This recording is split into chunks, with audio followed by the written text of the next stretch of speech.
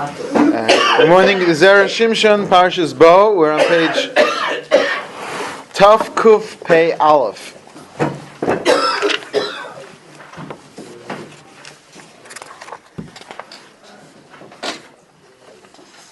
Okay, so it's an interesting verse that he's quoting here. We are in Yud Gimel.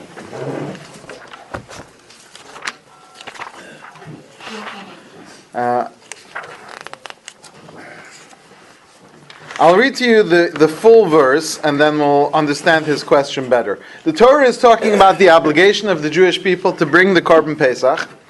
And the Torah tells us we should shech the Korban Pesach, then they should take the blood and put it on the two doorposts and on the lintel of the door. And then you should eat the meat of this Korban. V'achlu, the Torah says, V'achlu es abasar, they shall eat the meat balayla hazeh on this night. Tzli eish, roasted in fire. Umatzos, al marorim yochluhu. With matzos, on maror, they shall eat it. So that, again, what the Torah tells us, he says, you take the Korban Pesach, you put the blood on the doorposts, you eat the meat, roasted in fire, with matzos, and on moror you should eat it. That's what the verse says. So he says, Yesh ladaktig, I have a question. Lama kan hifseg akasuv matzos min moror? Why separate the matzah from the moror and say, with matzos, on moror you shall eat it? Now, that wouldn't be so difficult, because maybe that's how you should eat it, except that it would parshas b'haloscha hismicha. Later in the Torah, when the Torah describes the eating of the Korban Pesach, the Torah puts them together, the chsiv al matzos umarorim yochlu, meaning with matzah and maror, which is where we get Hillel's korech, Hillel's sandwich, which is really a wrap, where we would wrap the matzah, because in those days matzah wasn't a hard crunchy thing, it was much more like pita, so they would wrap the matzah around the maror and eat it, but the point is that later the Torah is going to describe it as one entity, and here the Torah seems to separate them and make them into two separate things. With matzos on maror you shall eat it. Sophia makes the matzah that way. What? Sophia can make the matzah that way, that you can wrap it. You have a matzah like that? She does. Oh, okay. You have a softer matzah? No, I don't. No, you make that white matzah that you can roll up. You very, yeah, yes, we very Yeah. Oh, we soak it. Yeah. Oh yeah, but it's not made that way. It's not the original, because you wouldn't be able to soak It's your not matzah. soft bread. No, but that's what it was in the old days. It was a soft bread. Oh. How did they do that? I mean, I thought you weren't supposed to, close. gebrocks. they do that. Well, the Sephardim don't have the rules of gebrocks. Yeah. Oh, Do you hear Right. Yemenites bake The it Yemenites soft? have a soft Yeah, they probably still have it that way. Because the reason why we don't do that is because we're so paranoid that we don't know how to bake it properly, that we just make it hard and crunchy like that, because then we're guaranteed that nothing rose. But technically, if you could have it a little thicker and put it in the oven before 18 minutes and make sure that it's baked fully, you could have a soft matzah. So that's what they had. Anyway, but how do you put matzah on moror? It's usually the other way around. You put the moror no, on the the matzah. Korban Pesach is on the matzah. It's on the matzah and the maror. The Korban Pesach becomes part of that sandwich. We just don't have that in our sandwich. We're missing the Korban Pesach. Well, right. Matzos al mororim. Umatzos, with matzahs on maror. It's referring back to the Korban Pesach. The moror is on the Korban The Pesach. Korban Pesach is on the maror. Oh, So they have the so bread. matzah, moror, Korban Pesach. Yeah, lamb right off the rotisserie. Someone last year gave a shiur at Torah, and he talked about how fatty meats like lamb, when you put the maror and the matzah, you put the maror on it, it like enhances the flavor of fatty meat. It was a culinary thing, that was his take. It was more of a culinary thing, and it actually worked. The way he described it, it worked, but Okay. that was his take on it. All right, that's good. No, it's He got wrote a book on it. Right. I wouldn't say that God is giving us recipes, but I would say the other way. But it would be true the other way, that if it is a mitzvah, it should work with every aspect of the creation. It should be And then, yeah, there we go. Okay. But Od Kasha, second difficulty. Depends if they use from Aura. Well, that's true too. But they probably used the original romaine lettuce. Yeah. What's Yeah. the original romaine lettuce? Or some Well, kind of there's a question about the leaves and whatever. All right, getting into a separate discussion. But Odkash, here's another difficulty. Lama chazar lomar yochluhu. Furthermore, why does the Torah say, you shall eat the meat on this night, roasted in fire, with matzos and maror, you shall eat it. There's a second, you shall eat it, at the end of the verse. Miach Shamid already says, "Va'achlu asabasa." You should eat the meat. Tzliesh umatzas al marorim. Sagi. That's enough. Okay, so now he's going to go to all kinds of places, and I hope we have an opportunity to get through at least most of this. But he just has a number of explanations that he's going to weave us through. So let's start off with this famous teaching, which all the Mefarshim suggest. And I've discussed this many times, which he has in these parshios.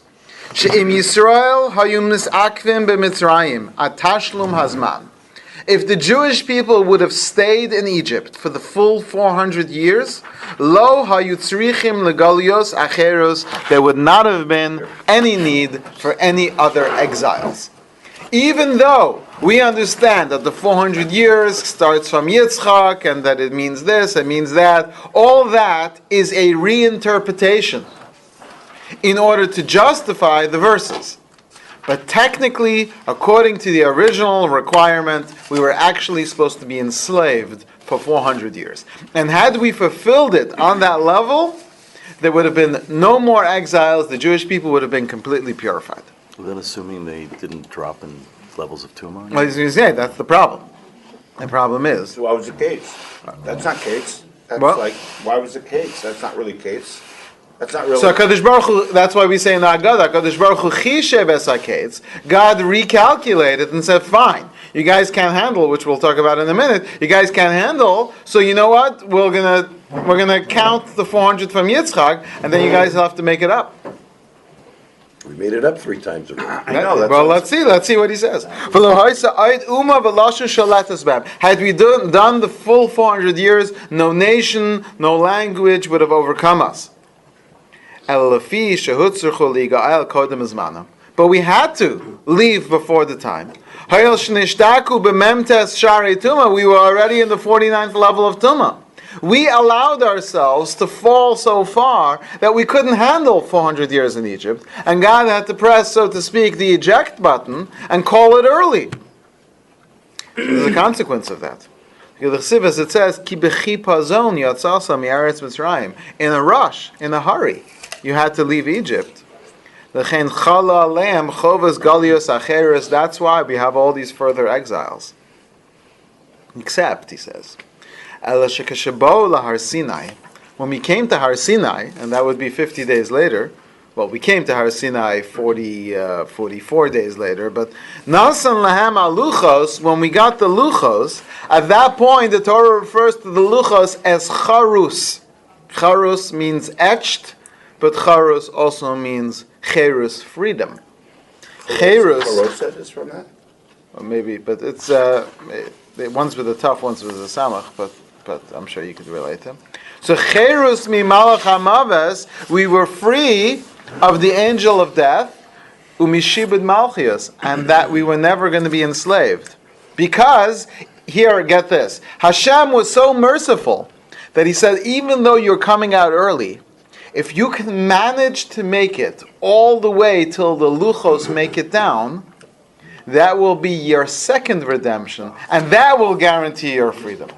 Right? So Hashem says, listen, you're supposed to be 400 years. You're supposed to be 400 years in exile. If you do that, it's over. No more exiles, no more difficulties, no more troubles. Even the Erev Rav would have been fully fixed, had they been allowed, the Jews been allowed to Egypt, and they would have come out, they would have been righteous people, the Jewish people would have lived happily ever after. But they couldn't. We reached the 49th level of Tumah, and Hashem had to make a choice. Let the Jewish people fall in or take them out, and Hashem took us out. So now we're going to have to suffer all these other exiles. So God, still in His infinite mercy, said, you know what? I'm going to give them this tool that's going to allow them to be freed, a second chance to be freed of all exiles. I'm going to give them the luchos. So here's what we're going to do. After 50 days, we're going to have a Matan Torah. I'm going to give them the 10 Commandments. Then I'm going to call up Moshe and say, guys, just hold on for 40 more days. If you can make it 40 days, then I'm going to bring down the luchos with the 10 Commandments on it. And at that point, with the luchos in your possession, you will be on such a high level that that too will free you from any future exiles. Right, hours before. A few hours. So then we had another chance. If we had just not sinned with the egel, we would have had eternal freedom. As I wrote earlier in Parashat Shemos, that Moshe was saying, don't mention the other exiles, because if they don't mess up, they won't have any more exiles. If they wouldn't have sinned, so basically, what Hashem would have said, if we would have not sinned with the egel, Hashem would have said, now you have the luchos, you have the cheres, you have the freedom. So how are we going to count the 400 years? We're going to count from Yitzchak. What about the suffering? Well, they had extra suffering. God would have allowed all that to count within that system of accounting. So he says, that's what the Mefarshim write. And he says, I have a problem with that. I don't understand this. If we're saying that God is going to count the extra suffering, because as we know, Hashem said to Abraham, they will suffer and they will be enslaved. But Hashem didn't say to Abraham that they're going to be throwing babies into the river. Hashem never said to Abraham that they're going to be sticking children into the wall. So we say that extra suffering that we suffered makes up for the lost time. So he says, if that's true, then we should not have gotten, we shouldn't need 400 years. If we suffered more than we needed to in Egypt, then we shouldn't need to make up a full 400 years. If we need punishment, we should have had some other punishment. But if all we needed was 400 years in Egypt, and they, embittered our lives more than they should, so that should count. We already finished the enslavement. There's no more need for enslavement. If God takes us into exile, that means that God is saying that the extra difficult suffering we had does not make up for the 400 years. Then why would it have helped if we received the luchos? And we didn't do the egel. We didn't finish. How can one thing make up for the other? Listen, if we're supposed to do 400 years, and if you don't do 400 years, there's going to be more exiles, then how could the luchos save you from that? And if you'll say that if you can make it all the way to the luchos, then I'm going to count the extra suffering in Egypt to make up the 400 years. If the extra suffering makes it up, then we shouldn't need any more exile. If it doesn't make it up, then how does the luchos help? The whole thing is confusing. It sounds like we are borrowing from one account to pay another account, and they don't fit, right? You wouldn't allow this kind of accounting? No, I wouldn't. No? Right? But wait a minute. Hashem set this whole thing up. It's like, can Hashem pick up the rock? It's too heavy, whatever it is. Yeah, but it's got to follow the rules. So what's the logic to say, well, you know what? You worked extra hard, that can make up, but only if you make it to the luchos. Then if you make it to the luchos, then we'll count the suffering as extra time. Either it does or it doesn't. It sounds like the Jews are bargaining, and it's not God. Well, we'll see. He's going to make a system out of it. Yesh Lomar. So I'd like to suggest like this: the vadai afilu below koshi ashibud hayalam lipater megalios acheres. He says, incredible pshat I've never seen anyone suggest before.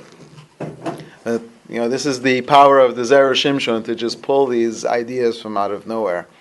He says, I want to suggest, he says, that even without the difficult extra work, once they come out of Egypt, there should be no more exiles.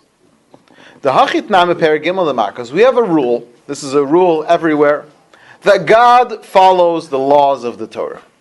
In fact, sometimes, in order for Hashem to interact with us, He has to wait for the sages to give rulings in certain areas, and then Hashem follows those rules. That's a rule which we find everywhere in the Torah, that Hashem follows the rules of the Torah. And there's a rule. Amduhu lekabel arba'im. Before, they would give 40 lashes, which is really 39 lashes. 39 lashes is not the amount that's given, that's the maximum amount given. But before a person was given lashes, they would have to see a doctor. And the doctor would assess how many lashes that person can handle. If the doctor said that the person can only handle 20 lashes, then we would only give 18. They have to be numbers, multiples of 3. So we would only give 18 lashes to that person. If the doctor says the person can handle 30, we would give the person 30 lashes. The doctor would decide. What happens, but they also kept the doctor, it's incredible, they kept the doctor over the process. So the doctor said he can handle all 39. Laka miktsas. And in the middle of the lashes, this person starts to go. For Amr, the doctor says, She'eni yachal lekabel arba'im, he can't handle 40. The halacha is pater. Even though the person is supposed to get 40, if the doctor says, stop, he can't handle anymore, it's not that we stop, let the person recover. The person gets whatever the doctor says, and that's the punishment. Says the Zera Shimshon, if that's the halacha in our courts, the same must apply above. V'hachinami Yisrael, when the Jewish people were first assessed, under HaKadosh Baruch Hu im Avraham, Hashem stood with our grandfather Avraham and made an assessment. Sheyuchlu lekabel agalias shel arba me'as shana. He said the Jewish people are going to handle, they can take it, 400 years should be enough to cover the punishment, whatever needs to be done. And then we are there after 210 years, and we can't handle anymore. We're about to drop. We're about to be lost into the tumah. And God calls it. He says, stop. They can't handle anymore. Peturim legamri, we should be exempt. That's the law of the Torah. But not on a physical level? With the suffering, the physical suffering? No, it's the equivalent. Whatever is the equivalent. So then there should be no further punishment. Hashem, the great doctor, assessed and saw that the Jewish people had reached the limit of what they can handle, and the halacha is that if a person is in that state, if they gave a number of what's necessary, and he's reached his limit, then that's all the person can handle. So what's the answer? And this kind of gets into what you're saying. But it's not the same. Because when the person's receiving the lashes, and they get up to 25, and the doctor says, stop, you can't handle anymore. Why can't he handle anymore? Because he's going to die. Why? It's too much. It's too much for his body. It's too much for his body. In other words, the assessment was an incorrect assessment. The original assessment. Yeah, when the doctor said... He can, so Hashem doesn't make any mistakes? well, one second, let's see. But he was judging the Jews. 1 second, let's see the way he says it. Circumstances change, though. Well, we'll see. The Hasan b'malkus ha'ones she'eni yachal lekabel. The reason why the person is unable to handle the lashes, b'machmas hateva shelo, was because of the person's nature. Shenischalish, he became weak. Ve'elo shum tzabshia, but he didn't do anything to cause himself to not be able to handle those lashes. And that's why he's exempt, because it wasn't his fault. In other words, if this person would put salt on his back the day before, or whatever else would hurt the skin, and that wouldn't be the same, right? So if he didn't do it of his own, it's just his body is weak and he can't handle it. It's not that the Jewish people were too weak to handle it. God didn't make a mistake in the assessment of 400 years. They allowed themselves to become connected to the Tumah. Allowed themselves, or because the Mitzrayim were extra in the Well, punishment. that's the next paragraph. He's going to get to that. okay. Ubezeh yesh lam k'tzas pshia. So there's some fault. Yeah. There's some fault in the Jewish people. They should have been careful not to be affected and allow themselves to fall to 49. Yeah, we're following a chain here of a processing. So he's saying, no. Here it's not quite the same. Here you're not exempt by getting a partial because they allowed themselves to become weakened and put themselves in that state. But maybe not, which is what you were saying. The Jewish people have an excuse, lomar, to say, it's because the Egyptians, the reason why they were falling so hard is because the Egyptians raised the level of the suffering. They couldn't handle it anymore. They broke us. Ukudamrina b'medrash, as the Medrash tells us, she'amar Michael l'sarei ha'umos, that when the angels were arguing, why should we split the sea for these idol worshippers and those idol worshippers, they both worshipped idols. Michael says, Kulum avdu avad Yisrael avodah zara. The Jewish people don't worship idols. They only did it b'Mitzrayim in Egypt mitoch tiruf hadas, because you drove them mad. You made them insane. When a person is feeling all that suffering and they don't know what to do, they lose their mind. That's why they went there. Mitoch ha'onis shal shibud, they were under duress of the enslavement. Mitoch dochik. So therefore, let's trace this, and you'll see the brilliance of what the Zera Shimshon just did. Again, the question was, what this whole funny accounting that he's doing. So he says like this: technically, if a person is assessed by the Beis Din to get 40, and after 25 the doctor says no more, it's not just that the person is we stop at 25. That's all. He's done. He does not owe the other 14 at all. So here, when Hashem calls it after 210, it should be over. There should be no more exile. But that's only true if the 25 that the doctor calls is because the person hasn't been doing something to cause him to not be able to. But here the Jewish people allowed themselves to be caught in the Tumah by worshiping the idols of the Egyptians.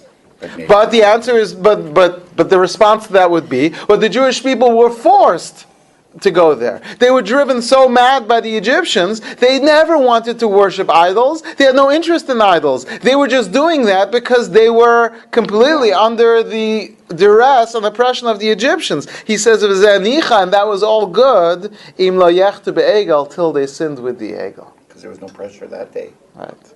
The golden calf causes the reassessment of the entire story. But they were also under duress there. Their leader. But not the Egyptian, not the enslavement. Right. But they weren't under duress. So he says, once they sin with the golden calf, this is brilliant, right? They've now retold the story. It means that under certain circumstances, even without the enslavement, they were also leaning towards idol worship. Then they lose their excuse in Egypt. So even in Egypt, but they can't say they only did it under the pressure and the enslavement. It means they had some will towards it. Is there some principle of halacha between a whole number and a tenth of the number? Because like 400 to 40, if you make it 400, well, you're good. Well, now that you've gone to this level, if you make it to 40, you're good. So what is the... There's certainly a correlation. And the fact that it's something. Yeah, and the fact that it's 40 lashes too, 39 lashes. There's all that is connected. But that would be a whole separate discussion. Yeah, we could give a 6-hour lecture on just the number 40 in the Torah. I think there is some contradiction. Maybe at one time we said that they will redeem because of the 5 mitzvot that they keep, closing, name, or no national, all of this. But that's not because of they redeem. Now you're saying that no, because they redeem because they didn't reach that 49 level of tumah.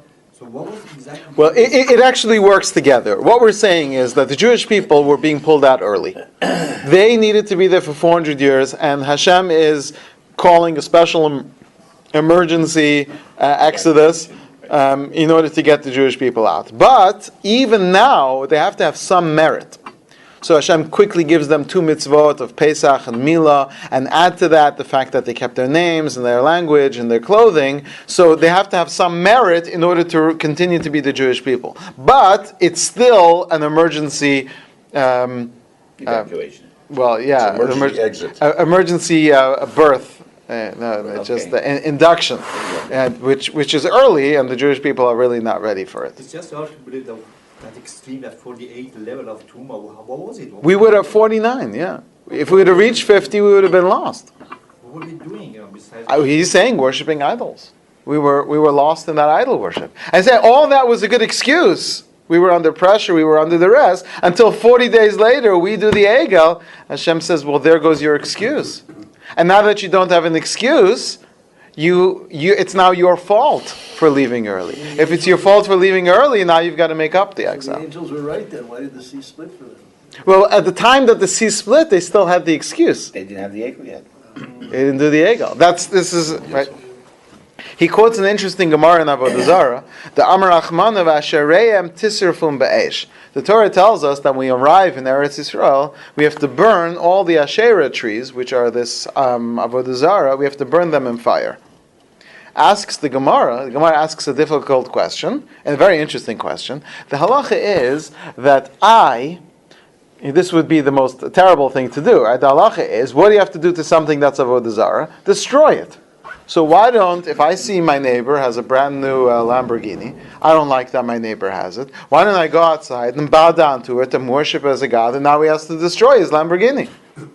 Now, what's the answer? The answer is we have a rule. Ein adam oser davar she'eino shelo. You can't prohibit something that isn't yours. You can't affect something. There's some exceptions, but the kinds of prohibitions which occur through my actions of mine that affect something, I can never do that to someone else's property. So if I put water into your flour right before Pesach and it becomes chametz, that's chametz because it's physically chametz. But if it's avodah zarah, which is through my mind that I'm affecting it, so you can't do that to someone else's property. Asks the Gemara, if that's true, why should we have to burn down the trees? Since this land belongs to us from our forefathers, they should have no power to affect idol worship on our objects. That's the question that the Gemara asks. It's like leaving cigarettes in front of a guy who quit smoking.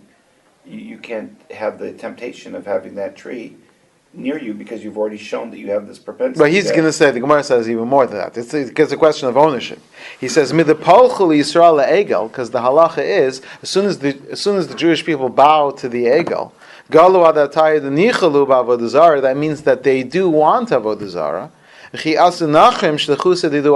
then they become our messengers. In other words, if my neighbor does worship idols, and then I might be able to prohibit his car as his messenger. That's what the Gemara says. And therefore, the Gentiles who were worshiping idols in Eretz Yisrael became the messengers of the Jewish people at the moment that they did the Egel. His point is not really that point. He's just borrowing the concept and saying, "Mishum hachi la'acha shechatu be'egel." So once we sin with the egel, nigzir aleim laredis begalias acheres. Now we have to have all these other exiles. Lefi shelo ishlimu ha'arba me'as shana shal galus Mitzrayim, because we didn't finish the 400 years of the exile. This is all just a setup to where he's going with the matzah and the maror, which we'll get to soon. But the point is, right now, this is a pshat just on its own, that the concept of the egel wasn't just a sin to itself. And all the commentaries ask, the Gemara tells us that, when you sin with the egel, now you will be punished with all these exiles. What's the connection between egel and the exiles? According to this, the egel is the undoing of the defense of the Jewish people, and that's why they're going back into exile. But no doubt we know, Shahamatzah huzecher lecherus. We know we're going to have Pesach coming in 3 months. Yep. It's coming. 2 months. What? 2 months. Yeah. 2 months. Thank you. Right. 2 months in a week. Shamatzah huzecher lecherus. Matzah is a commemoration of the freedom. V'hamoror, I think everyone's done a Pesach Seder by now. Huzecher leshibud represents the enslavement. V'hamagid hipech haseder. So you ever notice how in the Seder you actually do them in the wrong order? Shahayel Lomar, he says, Kol Mishlo Amar Shlosha Devarim BaPesach, whoever does not mention these three things, Lo Yatsa Yidei Chaval, so Ve'elu Hein, Pesach, Matzah, Maror. But what does it say? What it should have said is, Pesach, Maror, and Matzah. Maror comes before Matzah. Pesach, Matzah, Tomorrow Maror. should come before Pesach. Because the Yeah. Eagles of came after. Well, we'll see. Elelashmianu, Shebishvil, so he explains like this. Sheyatzu b'chipazon, we left in a hurry. And b'shemhachi afu also abatzek matzos. Why do we eat matzah? Because, why do we say in the Seder, why do we eat matzah? Because we had to Because leave they in a hurry. left in a hurry. We left in a hurry. And we didn't have time for dough to rise, and that's why we eat matzah. Why are you leaving in a hurry? Exactly. Because Hashem said, let's get going. Why? We had plans. Because of the thinking Torah. so- Because we were on the 49th level of Tumah. I thought at that point the Mitzrayim chased us out. Why were they chasing us out? Because God arranged for the speeding up of the process. K'dichsiv ki lo chametz, you couldn't make it chametz. Ki garshu, because you were kicked out. V'lo yachlus ma, you couldn't delay. Hanish lo shlima zman, meaning you didn't leave on time, you left early. And because you left early, mishum hachi yesh lanu maror, that's why we have maror, the hainu galiyas acher is the future exiles. What an amazing pshat in the Seder. Pesach, Hashem passed over our houses. And then Matzah, the next day we left in a hurry, we left early. And because we left early, we didn't make up that time. That's why Maror, we're in exile today. As we've explained. So this is beautiful now. The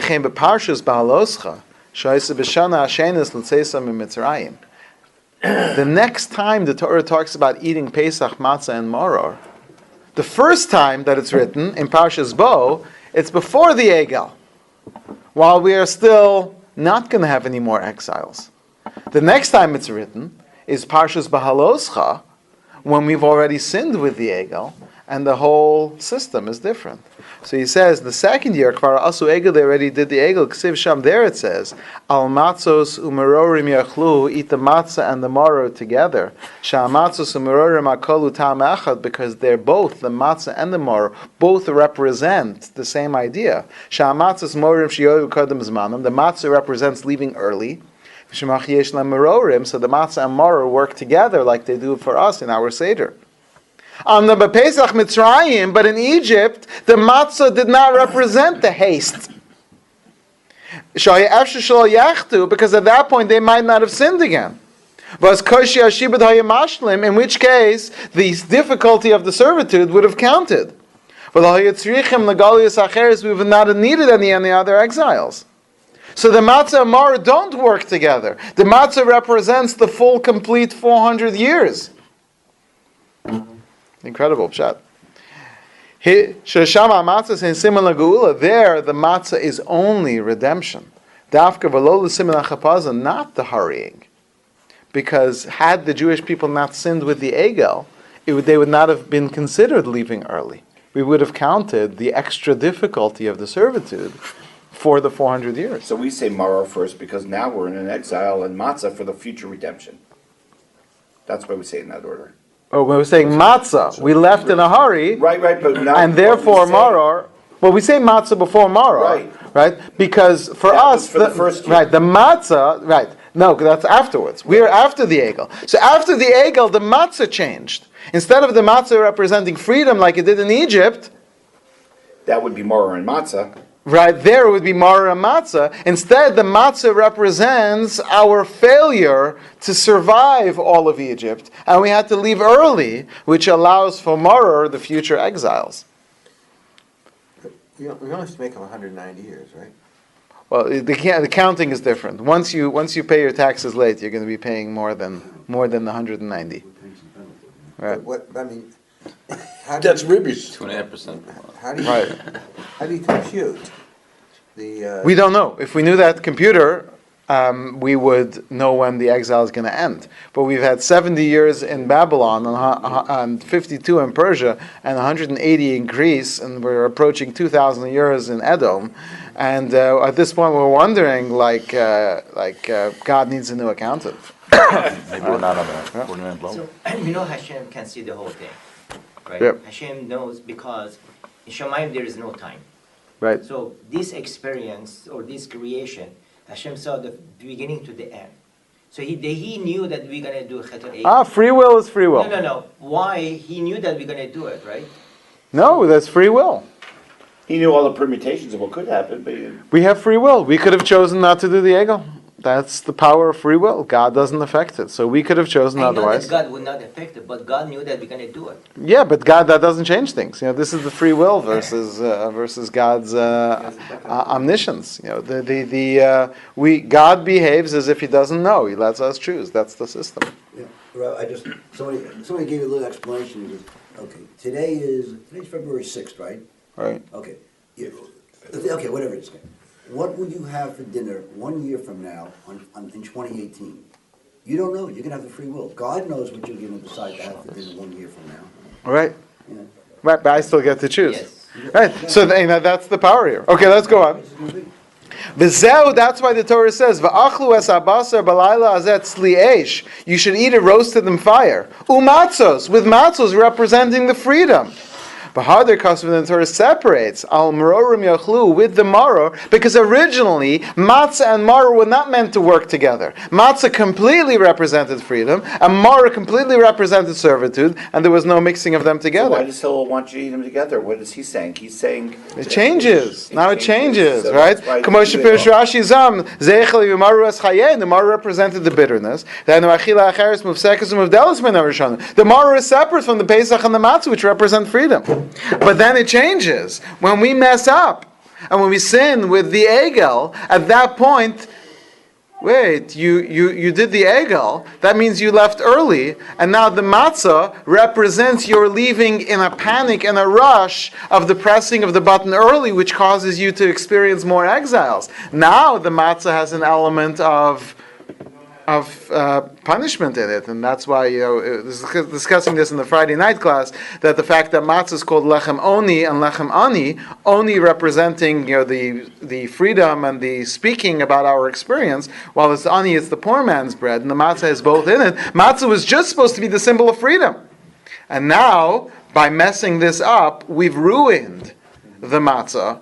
And now we are carrying the matzah. So everyone asks the famous question. I'm sure you've heard this before 1,000 times. And if you remember this, it'll be a good thing on its own to say over at the Seder. Everyone asks the question. We say at the Seder, why do we eat matzah? Because we had no time for the dough to rise and we left. Then why did they eat matzah in Egypt the night before? Now you know the answer. Because it wasn't supposed to be matzah representing the dough and leaving early. Matzah is supposed to be the symbol of freedom. And that's what they did. The next day, we came out and the matzah didn't have time to rise. And then 90 days later, 89 days later, when we sinned with the golden calf, that retroactively said, 1 second, now your matzah is actually a cause for further exiles. So the leaving three early. matzahs we have, one is for the potential that it was the cherus, one is because we messed up, and you need a motz lechem in aretz, so you break one in half so you can have two. You could Is that what that you could is? try to go that I'm way. not going that way, I'm asking you. He's not suggesting anything like that. All right? Let's see if we can just do a little more here. If you take a look in the Torah, you'll see Moshe tells the Jewish people to put the blood on the lintel and the two doorposts. But Hashem told him otherwise. The Chsiv says in the Torah,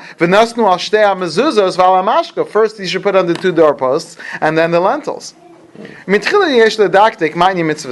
to get into this, I'd like to talk a little bit about this mitzvah. Why do they need this sign? Why put it on 3 places on the door? Why couldn't they just put a red mark in the middle of the door, like Alibaba, and that would be enough of a sign not to go into this door? So you could see the blood, and skip over those houses, Shem or Shumim, whichever has the blood on it. So our sages tell us, Shem Keneged Avos, that it represents Avram, Yitzchak, and Yaakov. O Moshe, Aaron, and Miriam. Okay, Odiesh the Hakshos, but I still don't find this difficult. Why are we making symbols on the door? The point is it's just a marker to tell God this is a house of Jews. Also, the law was that for each marking, you had to have a separate dipping of the paintbrush into the blood, and then smearing and then dipping again. You can't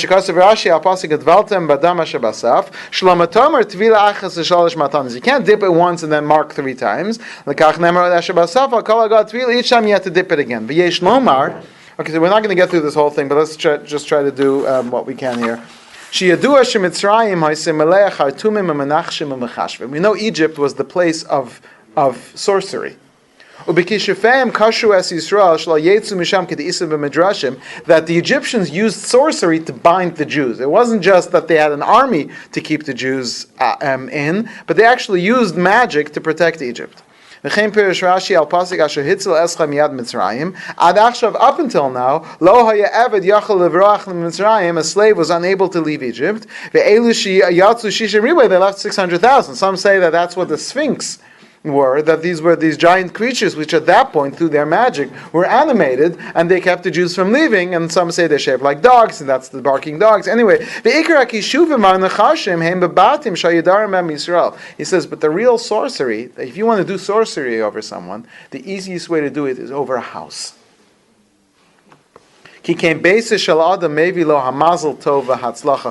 your house is your channel for mazel and success. This is why it's very important to treat the sanctity of your house and to have everything the shalom bayis, right? Through a house, through a child, through a wife, that's where the mazel comes from. And the main place of the sorcery is always the door of the house. The Zohar tells us there's a certain evil spirit, the Shari Bein Tara, which can affect the doors, the Islan Kamazin Bishim, which can do many harmful things. That's where the demons can enter the house, only through the doors. Wait a minute, is that like in Bereshis when your evil is waiting for you at the door? Right. All the things associated with the door, it's because magic is through the door. The mazel that comes is through a house, and specifically through the door. That's